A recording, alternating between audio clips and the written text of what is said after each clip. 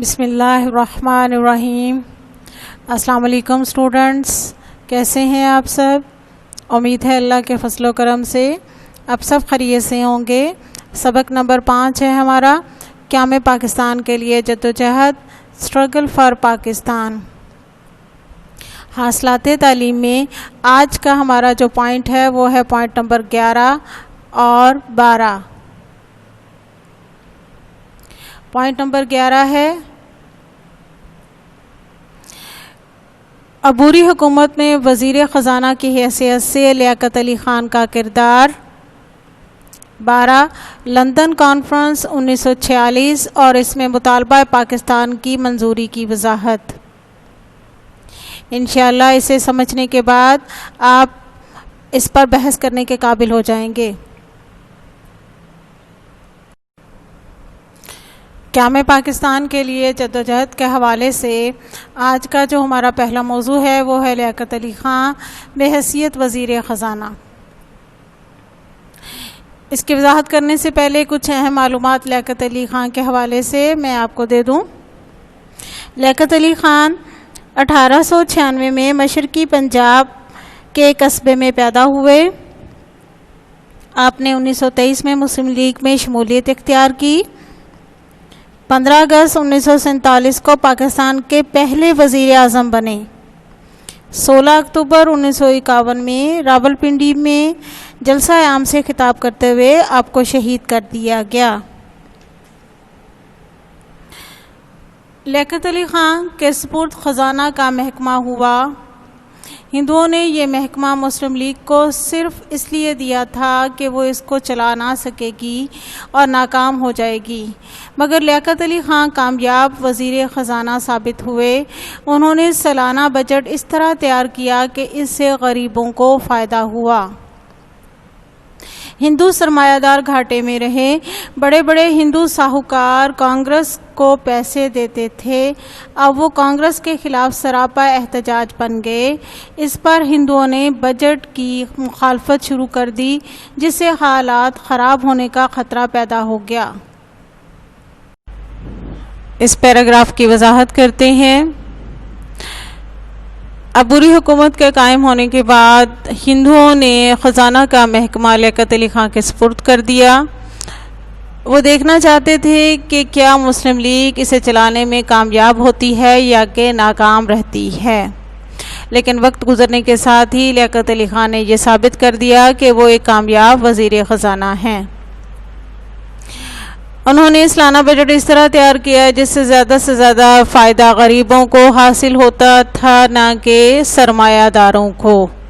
اس طرح بہت زیادہ سرمایہ دار جو تھے وہ کانگریس کے خلاف ہو گئے، کیونکہ ہندو ساہوکار کہتے ہیں ایسے لوگوں کو جو کہ اپنا روپیہ پیسہ سود کے طور پر چلاتے ہیں۔ وہ انہیں پیسہ دیتے تھے سود کے طور پر، جس سے انہیں کوئی فائدہ حاصل نہ ہوا۔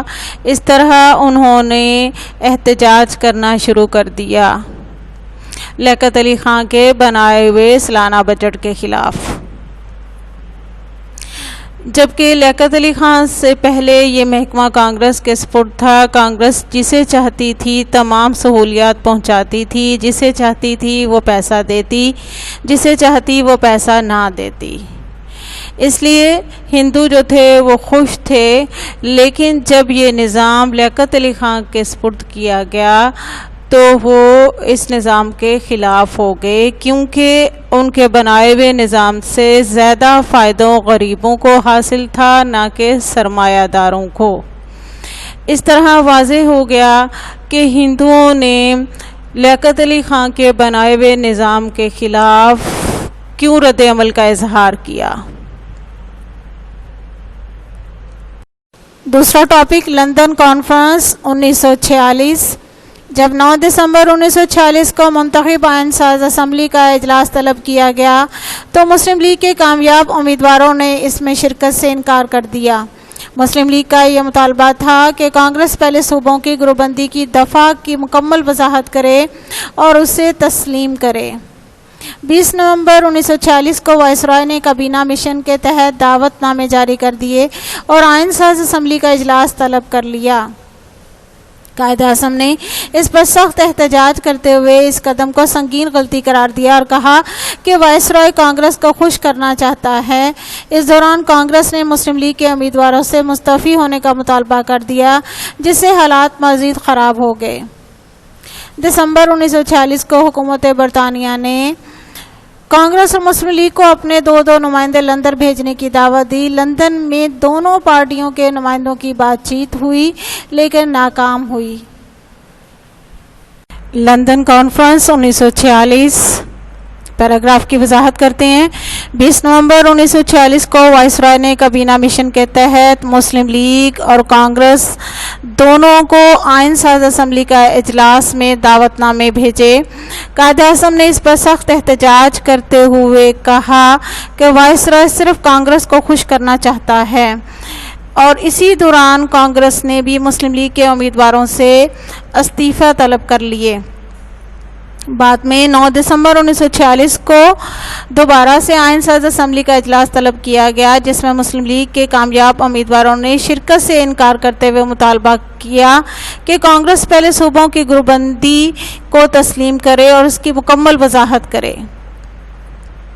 اس طرح حالات مزید خراب ہو گئے۔ حالات کو بہتری کی طرف لانے کے لیے برطانوی حکومت نے دسمبر 1946 کو کانگریس اور مسلم لیگ کے دو نمائندے لندن بھیجنے کی دعوت دی تاکہ لندن کانفرنس میں دونوں پارٹیوں کے نمائندے جو ہیں گفتگو کے دوران کسی بات پر متفق ہو سکیں، مگر ایسا نہ ہو سکا۔ اس طرح لندن کانفرنس 1946 بھی ناکام ہوئی۔ ان دونوں ٹاپک کا اوور ریویو لے لیتے ہیں تاکہ اچھے طریقے سے آپ کو دوبارہ سے ذہن نشین ہو جائے اگر کوئی پوائنٹ مس ہو گیا ہے۔ ہمارا آج کا موضوع ہے قیام پاکستان کے لیے جدوجہد کے حوالے سے لیاقت علی خان بحیثیت وزیر خزانہ۔ ہندوؤں نے خزانہ کا محکمہ لیاقت علی خان کے سپرد کر دیا۔ وہ دیکھنا چاہتے تھے کہ مسلم لیگ جو ہے اسے چلانے میں کامیاب ہوتی ہے یا کہ ناکام رہتی ہے، لیکن وقت کے ساتھ ہی لیاقت علی خان نے یہ ثابت کر دیا کہ وہ ایک کامیاب وزیر خزانہ ہیں۔ انہوں نے سالانہ بجٹ اس طریقے سے ترتیب دیا جس سے غریبوں کو زیادہ فائدہ حاصل ہوتا، نہ کہ ہندو سرمایہ داروں کو۔ اس طرح بہت زیادہ جو ہندو ساہوکار تھے وہ گھاٹے میں رہے اور وہ سراپا احتجاج ہو گئے۔ جبکہ اس سے پہلے یہ محکمہ کانگریس کے حوالے ہوتا تھا اور کانگریس جسے چاہتی تھی تمام سہولیات پہنچاتی تھی، جس کی بنا پر ہندو جو تھے وہ بہت خوش تھے۔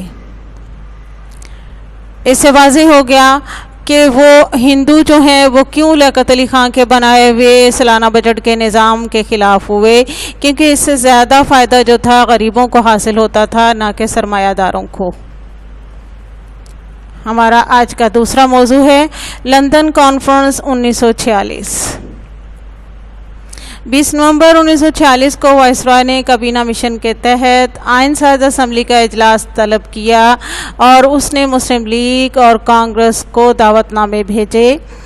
قائد اعظم نے اس پر سخت احتجاج کرتے ہوئے کہا کہ وائسرائے کانگریس کو خوش کرنا چاہتا ہے، کیونکہ اسی دوران کانگریس نے مسلم لیگ کے امیدواروں سے استعفیٰ طلب کر لیے تھے۔ بعد میں 9 دسمبر 1946 کو دوبارہ آئین ساز اسمبلی کا اجلاس بلایا گیا تو مسلم لیگ کے کامیاب امیدواروں نے اس میں شرکت سے انکار کرتے ہوئے یہ مطالبہ کر دیا کہ کانگریس پہلے صوبوں کی گروپ بندی کو تسلیم کرے اور اس کی مکمل جو ہے وضاحت کرے۔